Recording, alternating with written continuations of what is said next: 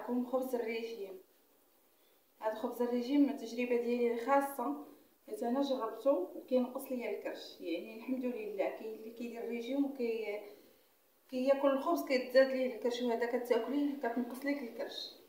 هذا خبز صحي 100%. ندخلوا مع التفاصيل. المقادير: كناخذوا كيلو ديال القمح بنخالته، كنغربلوه ببوصيه، كنحيدو ديك النخاله الغليظه كاع. هذا بوصيه غليظ، شتي كتهبط كاع ديك النخاله ديالو، كتبقى هذا الرقيقه. تقريبا هذا الكيلو حيدت منه غير هذا شويه. هذا قمح كنقيه بيديا وكنصيفطو كيتطحن وكنعجن به، ما كنحيد منه والو، كنعجن به الدقيق القمح الكامل. كناخذوا كيلو ديال القمح الصلب بنخالته، ياك. عندنا معلقه صغيره ديال الملحه عامره، عندنا خميره حبيبات معلقه كبيره ما عمراش، عندنا هذا هو السر، عندنا زريعه الكتان كنصهدوها شويه، هي بحال كتسخن غير شويه، ما كنخليوش الحراره تشد فيها، وكنطحنوها. كناخذوا الجنجلان حتى هو كنطحنوه، كنصهدوه شويه وكنطحنوه. كناخذوا اللوز بقشرته كنمسحوه ونظفوه ونسخنوه حتى هو شويه وكنطحنوه. كنخلطوهم كاملين كنديرهم في قريعه ديال الدجاج. هذه سيداتي يمكن لك تاكلي معلقه في الصباح على الريق وتشربي عليها الماء، كتنقص الوزن. اللي بغى ينقص الوزن واللي بغى الاوميغا 3 كياكل هاد المعلقه مع الصباح على الريق وقبل ما تناسي. هي كتخليك تتشبعي وفي نفس الوقت فيها الاوميغا 3، يعني مواد نقيين للجسم ديال الانسان، بالخصوص حتى السيده اللي كتكبر شويه في السن وكيجيها سيليا، حتى هي خصها هادوكا ما يخطاوها من الدار. هاد الثلاثه: زريعه الكتان والجنجلان واللوز. هاد الثلاثه ما خصش يخطاو السيده من اي سيده من دارها. هادو زوينين بزاف وما كتستهلكيش كميه كثيره، راه معلقه صغيره، يعني ما كتاكلش بزاف. وهادشي راه ماشي كيتقام غالي، راه رخيص. وكناخذوا القمح الكامل بحال هذا اللي عجنا به بنخالته، والشوفان مع الشوفان هذا غنقرصو به ان شاء الله. نبداو العجينه ان شاء الله. غادي نوضعوا الملح هو الاول، نديرو حفيره على الوسط، نوضعوا الملح، نوضعوا الخميره،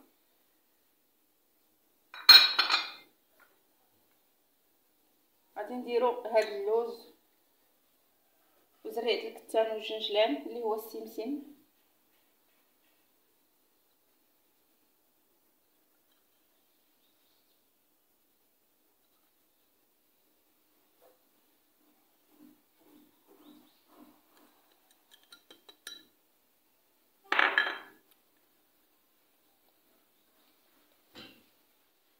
من بعد ما كنديروا هادشي كامل صافي كنبداو في العجينه. كنوضعوا الماء الوسط هكا، نديروا الماء دافئ على حسب الخليط،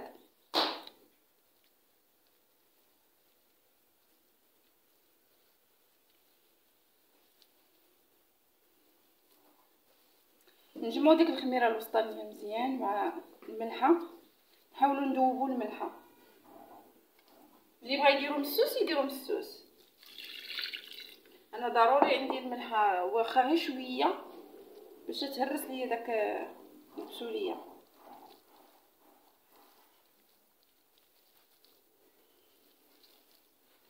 انت غتجربي يا سيداتي وغادي تاكدي، حيت هذه تجربتي الخاصه. انا كنت كنوزن 93 كيلو ودابا وليت كنوزن 68 كيلو.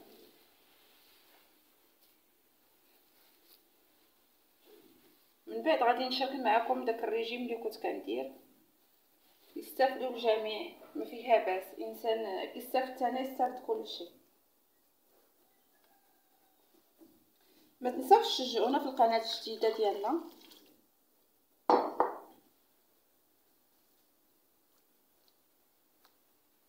وديروا لنا لايك وديروا لنا ابوني. كانت عندي قناه اخرى ومشات، يعني خصني نبدا ازيرو دابا.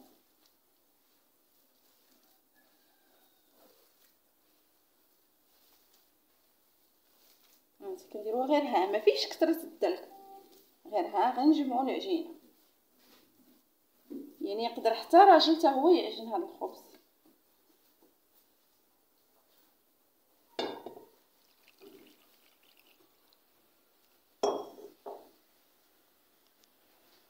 واخا القمح الكامل كيجي ساهل وكيجي مفشفش، ما كيجيش معجن ولا شي حاجه. ياك سيداتي غير نجمعوا العجينه.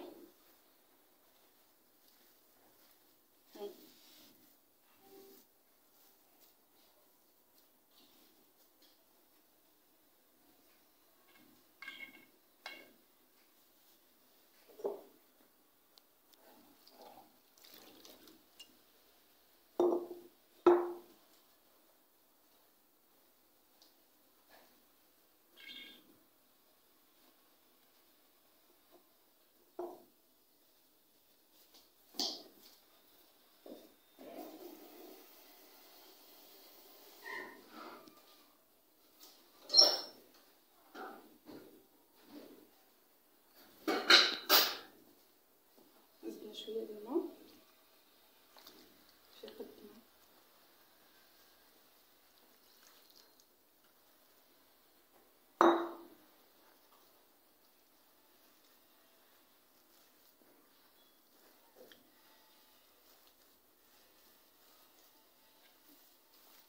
هانتي سيداتي ما فيه لا تماره لا والو، كنجمع غير داك الدقيق.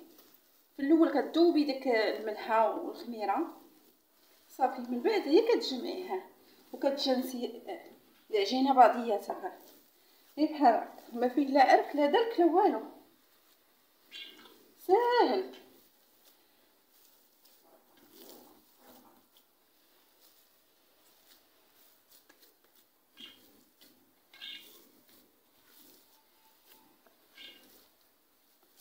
دوقي سيداتي، ما تبقاش تشري الخبز من الزنقه، ما تبقاش يعجبك باريزيان وداكشي ديال الزنقه المخبازات، ما يبقاش يعجبك.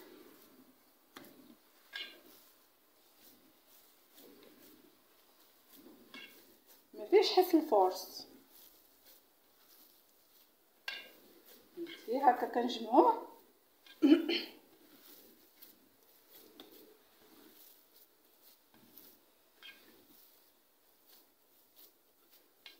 هكا صافي. هكا دابا نكونو سالينا العجينه صافي. غادي ندير ليه بانيو بحال هكا، وندير ليه واحد ليزير خفيف.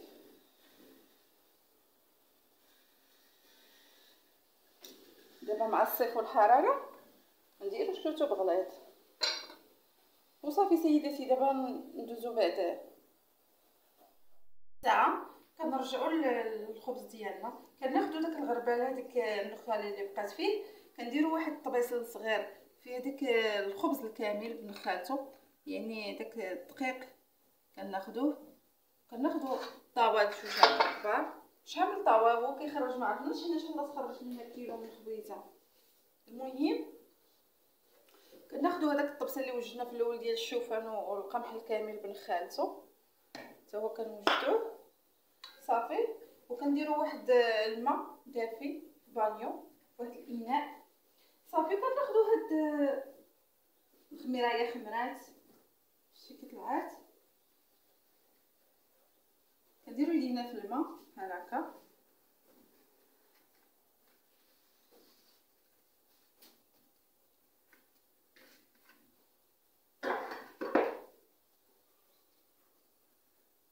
بحال هكا. كندير يديا في الماء كنجمع هاد العجينه بحال هكا.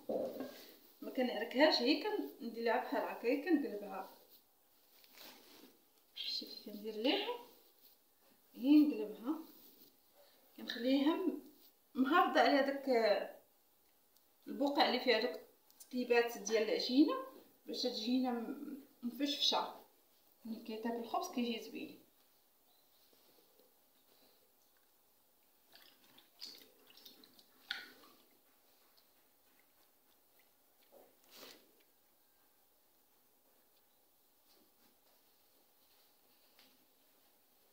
كنشدو هاد الكيك اللي فيه الشوفان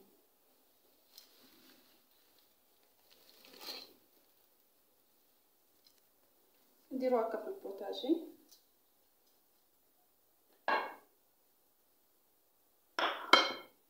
كنشدو هذا كنبقاو نديروه في الصينيه بحال هكا باش ما نضيعوش داك الشوفان هذا، باش ما يلصقش. على حساب الخبيزات اللي غادي نديروهم غير صغار باش الانسان ما يبقاش يكثر الخبز. هادو راه كيشبعوا البنادم، دغيا الانسان كياكلهم كيشبع، ماشي بحال الخبز الاخر. داكشي علاش كيضاعفوا. نديرو بحال هكا، نقطعو العجينه نديروها بحال هكا.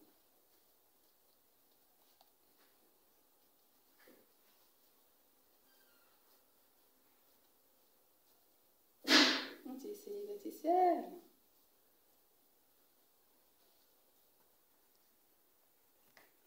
ديما نحط الفيديا ندير هكا ونقطع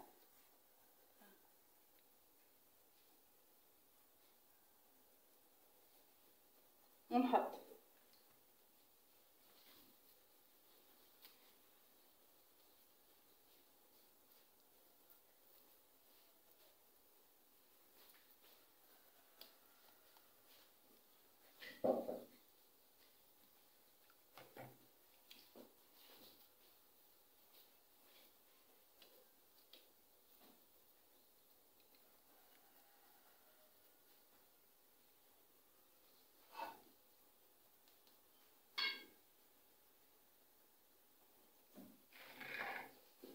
بعد كنهز الكيك نديرو له من هنا،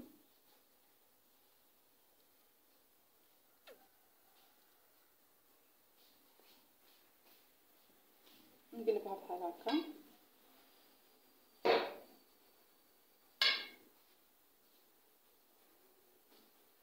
نحطها نقرصها في البلاصه، نقرصها في البلاصه، نشعل الفران. انا كنديرهم غير الفران ديال الضو، كنشعلو على 300 درجه، كنشعلو من الفوق والتحت. دابا انا كنقرص ودايره الفران يسخن.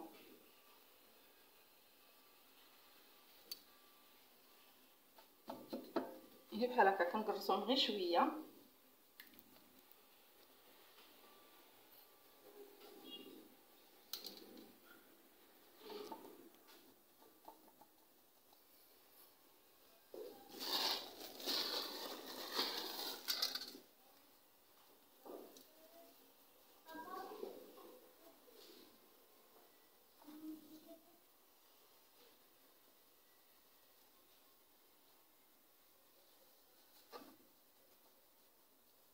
ديما نفرشوا لهم الكيك باش ما يلصقوش لينا في الطاوله، حيت القمح كيطلق شويه. هنا ما دايرينهمش عجينه ثقيله بزاف باش ما يجيش مدقص.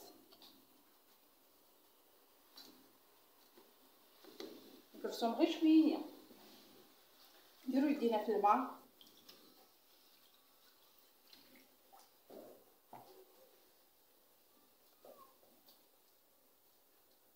بحال هكا. ساهله الطريقه.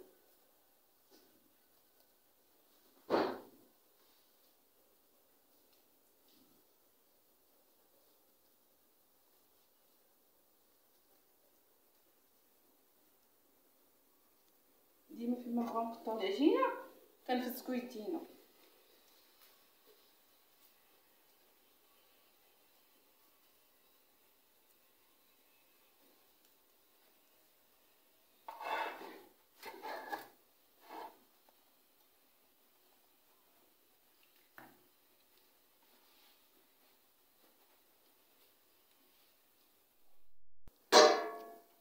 دابا حبيباتي كتبقى لنا غير الطاوله الاخرانيه ديال الخبز كنجبدوها. نتوما كيف كتشوفوا تبارك الله كيخرج كميه كثيره.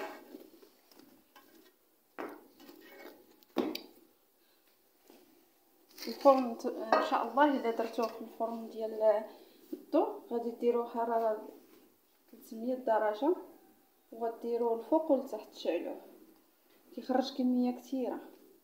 هانتوما 1 2 3 4 5 6 7 8 9 10 11 12 13 14 15 16 17 18 19 20 21 22 23 24 25 26 27 28 29 30 31 32 33 34 35 36 37 38 خبيزه في كيلو ديال القمح كنخالطو وكتبقى زوينه الخبزه. غادي نوريكم من الداخل ديالها كي دايره.